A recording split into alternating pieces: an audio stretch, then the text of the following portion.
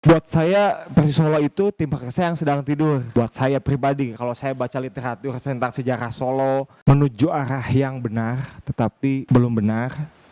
Jadi itu proses menuju ke arah ke sana, itu proses dan tidak ada yang namanya instan.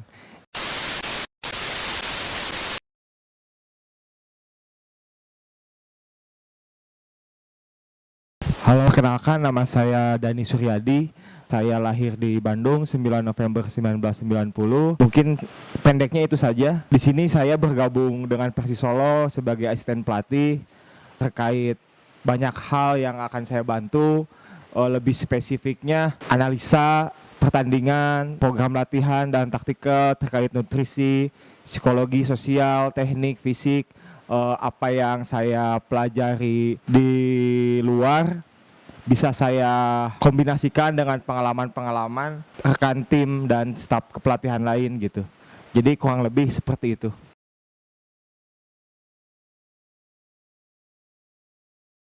Mulai terjun secara teknis bergabung dengan tim itu sebenarnya baru-baru ya, 2016 waktu itu.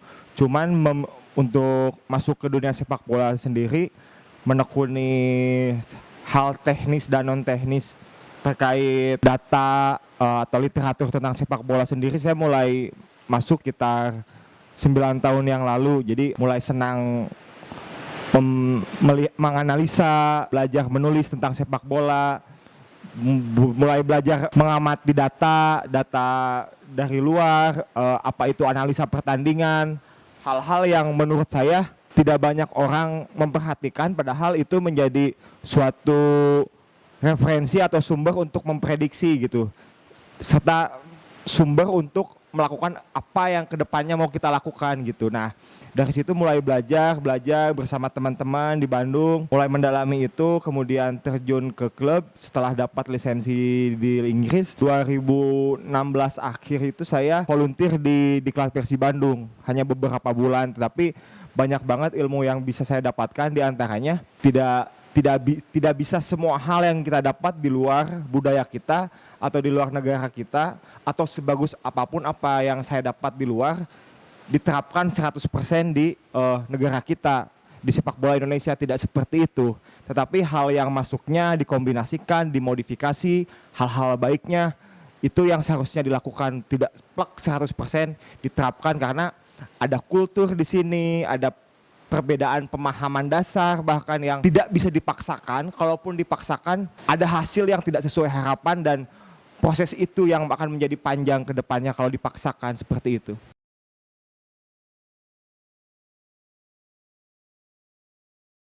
Ceritanya pertama kali itu mungkin hasil dari rasa penasaran yang tinggi tidak didukung oleh lingkungan. Jadi pada saat 2013 itu 2011, 2012 lah, saya pengen ambil lisensi PSSI nasional. Saya cari informasi, semuanya sendiri saya cari informasi, sampai akhirnya ternyata harus ke sini, ke Asprop dan sebagainya mendapatkan informasi. Tetapi yang saya dapatkan waktu itu tidak seperti itu. Informasi yang saya dapatkan tidak semudah itu gitu. Ada pertanyaan-pertanyaan yang di luar sepak bola, dan kenapa ditanyakan gitu. Kenapa banyak pertanyaan yang di luar sepak bola yang nggak perlu dipertanyakan, yang kalau ada orang pengen belajar ya dikasih tahu informasinya, aksesnya, caranya, harusnya seperti itu. Tetapi tidak orang pengen belajar itu jangan dipandang remeh gitu. Sampai akhirnya saya masih optimis berjalannya waktu, hingga akhirnya 2015 saya memutuskan buat 2014 saya mendapatkan informasi bahwa akses untuk belajar di luar itu ternyata lebih mudah kalau kita memang rasa penasarannya tinggi. Tetapi tidak cuma rasa penasaran, memang harus usaha juga, observasi, mencari tahu, punya kemampuan berbahasa asing, punya kemampuan bertahan hidup, gimana kalau hidup, uangnya dari mana dan sebagainya. Nah itu dari 2014-15 itu sangat dalam lah, sangat observe saya, sangat detail. Saya sampai tahu saya harus pakai bus apa, saya harus tinggal di mana, berapa biayanya, makannya berapa. Sampai akhirnya ya itu mencari tahu, ada akses, saya apply, semuanya dimudahkan. Di sana mencari teman Indonesia waktu itu belum ketemu, sampai akhirnya setelah beberapa bulan kemudian baru ketemu bahwa oh ada banyak juga kan Indonesia di sana. Ya sudah fokus belajar, benar-benar mengikuti aturan main belajar di sana, budaya melatihnya karena di sana itu kalau pelatih yang tidak punya tim selama kursus itu dimudahkan dengan dimasukkan ke akademi atau ke Asprofnya ngebantu gitu. Kamu pelatih mau tapi nggak punya klub, ayo dicarikan. Karena klubnya banyak di sana tuh, entah akademi, entah mau jadi volunteer di Sunday match atau apa gitu, anak kecil, grassroots. Nah kebetulan memang permulaan di sana itu memang semuanya fokus ke grassroots ya, fokus ke usia muda, usia golden age lah. Nah baru masuk ke level 2 mulai youth development. Nah saya ini masuk ke youth development program, pengembangan usia muda. Jadi dari 17 ke 21, dari 16 ke, dari usia golden age dari 5 tahun sampai ke 21 tuh secara teknikal, fisik, sosial, psikologi semuanya ada aturan mainnya gitu, ada prosedurnya gitu. Bagaimana kita meng-approach pemain-pemain di usia seperti itu gitu. Aturan mainnya, safety-nya, hal-hal yang mungkin beberapa orang masih memandang remeh atau bahkan itu nggak penting, apaan sih psikologi dalam sepak bola, apaan sih sosial gitu. Padahal itu salah satu fondasi bagaimana kita ngedekatin pemain, bagaimana kita membaca karakter pemain, bagaimana kita menerapkan suatu game model atau taktikal, melihat budaya atau lingkungan klub ini. Nah hal-hal seperti yang oh iya ya, jadi benar-benar science, based on science yang tidak asal saja. Nah itu dikombinasikan dengan pengalaman gitu. Jadi menurut saya banyak hal lah yang itu kurang lebih seperti itulah panjangnya.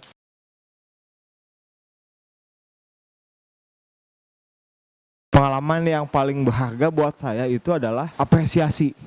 Cara mereka mengapresiasi saya, bahkan sebagian teman atau pelatih yang bahkan tidak tahu Indonesia di mana, mereka berpikir saya waktu itu usianya muda gitu, karena di sana tuh ada minimum usia pelatih yaitu 16 tahun. Aneh banget ya, 16 tahun sudah diizinkan jadi pelatih, tapi di sana memang 16 tahun legal, bisa mengikuti aturan ya bisa gitu. Dan mereka sangat menghargai apa yang saya kerjakan, saya lakukan. Kita berdiskusi, kita membicarakan sesuatu sesuai perspektif kita masing-masing. Bagaimana mereka membantu saya membuka point of view saya dalam sepak bola. Jadi melihat suatu masalah itu tidak hanya dengan satu angle saja, tetapi semua views itu bisa berbeda hasilnya, merubah cara saya atau perspektif saya memandang sepak bola secara teknis, secara misalnya latihannya, pendekatan ke pemainnya, metode coaching kita, komunikasi kita, banyak hal yang nggak bisa saya lupain sih. Dan yang paling penting ya itu bagaimana mereka menghargai saya gitu. Orang asing jauh-jauh tanpa memandang ras, memandang usia, siapa kamu, anak siapa kamu punya siapa. Mereka tidak peduli itu, mereka ayo Dani mau belajar, ayo saya bantu. Sampai sekarang masih email-emailan kalau saya bertanya sesuatu hal yang terkait, saya bahkan belum seharusnya masuk ke sana tapi saya bertanya ke sana, mereka tuh masih mau bantu gitu. Mereka itu menghargai rasa penasaran saya, itu yang saya nggak akan pernah saya lupakan gitu. Karena pada saat pulang ke sini banyak hal yang belum kesana yang membuat saya semakin membanding-bandingkan, tetapi memang semuanya proses dan itu sih yang berkesan ya.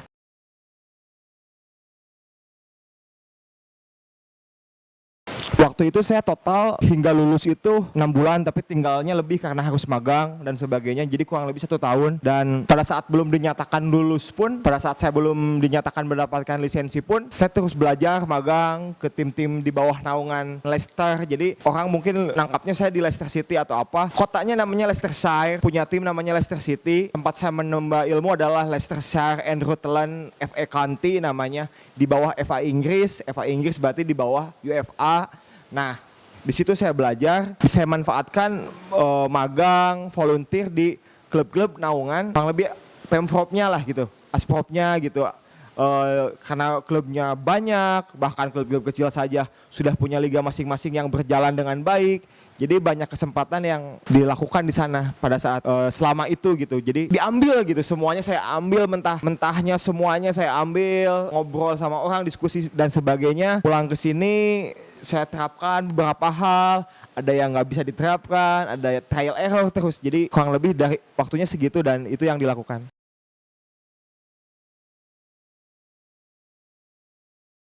secara legal visa saya tidak mengizinkan saya bekerja. Secara legal itu tidak bisa, tapi belajar bisa karena aturannya ketat. Tetapi di sana setiap tim kalau kita mau volunteer, kita mau belajar, di sana ada aksesnya. Bahkan kita tinggal perlu nyamperin, misalnya datang ke suatu klub, tok tok tok, nggak seperti itu gitu. Di sana kita cukup apply online, kita menjelaskan kita nggak punya klub, bahkan kita memasukkan kode pos kita di mana kita tinggal. Nah nanti disalurkan oleh Aspropnya atau bahkan PSSI pusatnya disalurkan. Oh pelatih ini tinggal di kode pos ini atau di alamat ini misalnya. Klub yang paling dekat klub ini. Nah dimasukkan ke situ. Mau ngapain tuh di situ? Nah baru kita dipanggil dan sebagainya. Entah itu volunteer, entah itu bekerja atau apa. Nah saya seperti itu waktu itu. Jadi saya apply, saya masukkan kode pos. Paling dekat dengan rumah ada namanya JNG Academy di bawah Leicestershire. Saya masuk ke sana, saya coaching anak U16, U17 waktu itu. Waktu itu sempat juga coaching training dengan timnas Inggris U17. Saya tahu bagaimana latihannya. Hal-hal yang benar-benar yang dipelajari ya di klub-klub besar yang saya lihat atau yang pernah saya masuki untuk belajar itu adalah coaching style si pelatihnya itu yang oh ini memang beda, tetapi tidak semua bisa diterapkan itu gitu. Gaya bicara, pendekatannya itu.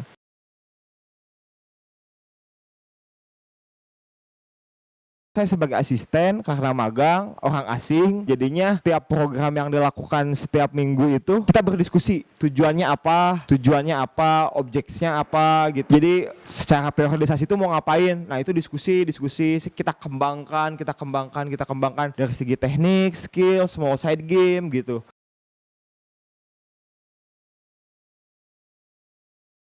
Di Eropa itu level 1, level 2, UEFA B, UEFA A, A Pro. Jadi ada level 1, level 2, ada 5. Kalau di kita kan ada C. Kurang lebih kayak gitu sih tingkatan levelnya, dan saya sedang menyusun buat logbook dan sebagainya. Sudah banyak sih email-email masuk buat kapan lanjutin ke B gitu, karena ya banyak hal dan sebagainya yang membuat saya belum masuk aja gitu.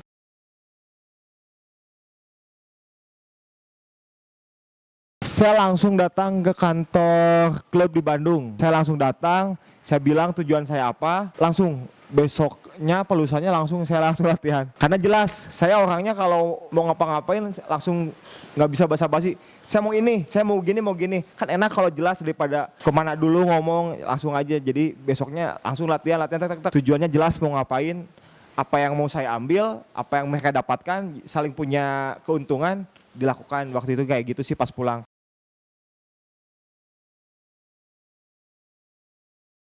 Saya pernah diploma kimia lanjut psikologi itu sih. Kalau di background pendidikan ya, dan kok nggak nyambung kimia ikut sepak bola? Buat saya nyambung sih. Buat saya apapun background kita itu bakal nyambung karena saling berhubungan aja, literatur apapun gitu. Dan psikologi ya, apalagi psikologi gitu, karena di sana kan kita kalau kita mau spesifik di bidang sepak bola tuh kan ada yang namanya psikologi atlet, sport science-nya, nutrisi dan sebagainya. Ya kedepannya berhubungannya untuk sepak bola dan saling berhubungan nyambung.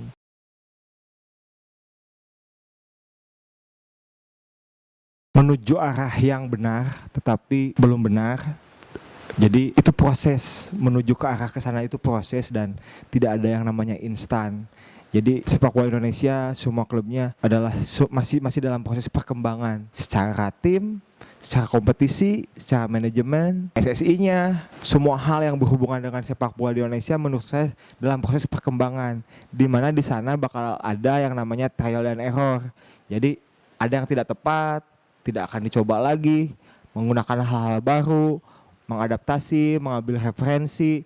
Semuanya proses saja, sampai semuanya proses belajar. Dan buat saya ini menuju ke arah yang mulai baik ya, mulai benar, di mana dari di bidang saya sudah mulai banyak tim analis, mulai melihat data, mulai merubah cara pendekatan ke pemain, apakah itu sistem legalnya, hukumnya, kebijakan klubnya, bagaimana sistem nutrisi, bagaimana literatur lain seperti psikologi dipandang di dalam klub, hal-hal yang dulu tidak dipandang atau dianggap sebelah mata, sekarang mulai diterapkan, mulai berkembang, mulai ada hasil, mulai melihat data, mulai mempercayai angka, terus dibenahi yang kurangnya di mana, dan menurut saya ini sedang berjalan ke arah sana. Cuman kebanyakan orang pengennya instan, pengennya cepet, pengennya langsung aja gitu kayak Liga Inggris gitu, ya nggak bisa gitu. Banyak hal yang memang tidak bisa dipaksakan, atau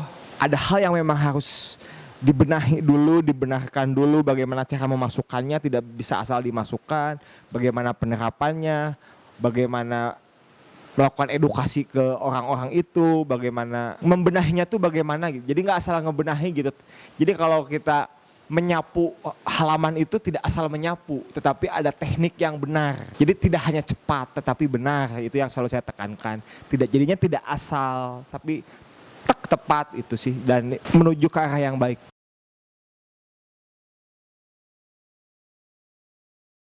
Yang pasti adalah sesuatu yang memang pada tempatnya ya, masuk, tidak dipaksakan, sesuai, karena pada dasarnya dimanapun sepak bola itu sama saja, aturannya dan sebagainya sama saja. Yang membedakan adalah bagaimana kita menerapkannya secara manajemen, pendekatannya, prosesnya, hal-hal seperti itu yang menurut saya yang bakal membedakan dengan tim lainnya. Tapi poin utamanya adalah apa yang saya pelajari secara modern akan dikombinasikan dengan sesuatu yang penuh dengan pengalaman dari head coach dan teman-teman staf kepelatihan lainnya, yang tujuannya adalah mengkombinasikan hingga menghasilkan sesuatu yang memang ini tepat buat itu gitu. Karena menurut saya tim pelatih itu adalah dokter yang mendiagnosa pasiennya. Ada yang salah, penyakitnya apa, didiagnosa, dibuatkan resep, masih belum sembuh, didiagnosa lagi. Bagaimana poinnya adalah, intinya adalah bagaimana membuat si pasiennya menjadi sehat, bagaimana membuat tim menjadi sehat secara permainan, di luar lapangan, di dalam lapangan, dan yang akan saya terapkan adalah apa yang saya pelajari di sana, saya kombinasikan dengan apa yang sudah berjalan di sini gitu. Tidak artinya tidak mau mengganti semuanya, menerapkan apa yang saya pelajari di sini, nggak gaya gitu, tapi dikombinasikan yang baik-baiknya, jadi tidak semua, tapi yang memang diperlukan head coach.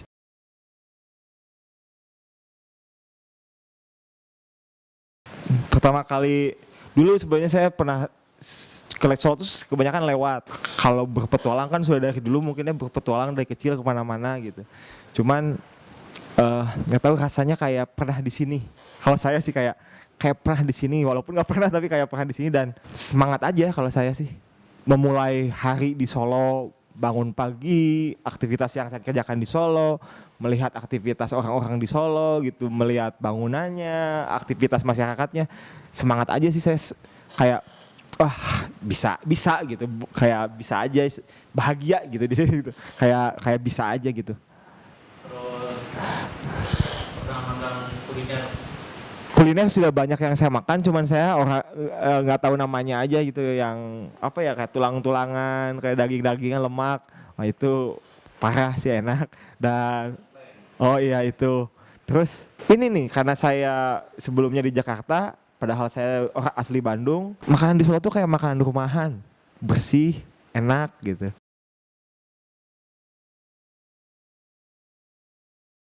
Buat saya Persis Solo itu tim raksasa yang sedang tidur. Buat saya pribadi, kalau saya baca literatur tentang sejarah Solo, bagaimana keterikatan Solo dengan sepak bola Indonesia, bagaimana tidak akan adanya sepak bola yang benar secara aturan kalau tidak ada Persis Solo, karena bagaimanapun ada keterikatan dengan kelahiran PSSI kayak begitu, dan bagaimana pendukung-pendukungnya yang menurut saya sangat kritis. Tidak hanya tahu bola, tidak hanya suka, tetapi kritis gitu. Dan buat saya itu pendukung yang sehat sebenarnya. Kalau memang benar tujuannya ingin membangun. Kalau tujuannya ingin membangun, ya dia harus tahu hak dan kewajibannya sebagai fans, dan sebaliknya bagaimana dukungannya ke klub itu seperti apa, sesehat apa. Dan menurut saya apa yang saya cari tahu, Solo itu sebesar itu gitu. Solo itu sebesar itu, dan sangat bahagia ya saya bisa bergabung di sini gitu.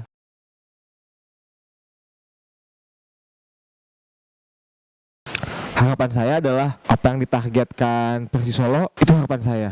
Jadi yang ditargetkan Persis Solo seperti masuk ke Liga 1, mempunyai fans yang kompak, mempunyai sistem manajerial klub yang benar, ya itu harapan saya. Kenapa? Karena Persis Solo adalah bakal menjadi ambasador dari kota Solo tersebut gitu. Harus menjadi tampilan bahwa oh ini ada klub yang serius. Kan sudah banyak tuh pemilik atau klub-klub yang bilang kami serius, kami serius. Nah, tinggal kita ini bergerak dalam diam atau tidak ngawang-ngawang, tidak yang aneh-aneh, tidak hanya wacana tetapi memang langsung dibenahi, langsung bekerja tek tek tek tek hingga hasil yang menjawab gitu.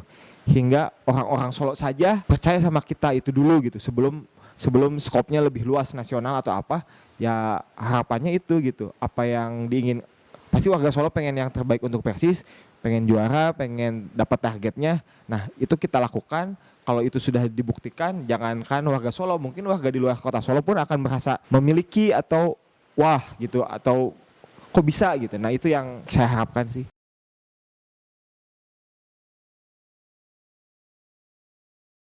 Nyali